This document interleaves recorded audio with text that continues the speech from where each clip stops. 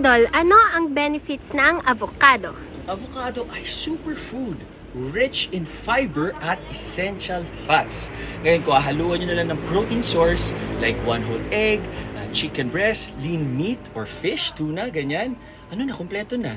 Pagkain nyo yan, magugutom kayo after 5 to 8 hours. Ganun siya ka-nutrient dense.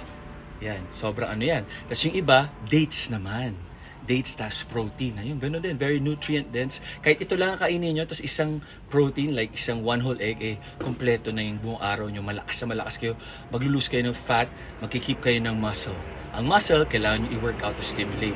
Walking calorie deficit para pumayat. So, avocado with protein source, talagang napakagaling, napakaganda sa katawan. If nature didn't make it, don't eat it. Love foods that love you back. Hindi yung kakain ka at biglang magkakagout ka, hindi ka makakatayo, hindi ka makakatrabaho, di ba? Tama kayo, mali ako na Dr. Duo works for you. Happy, healthy, guys! Avocado.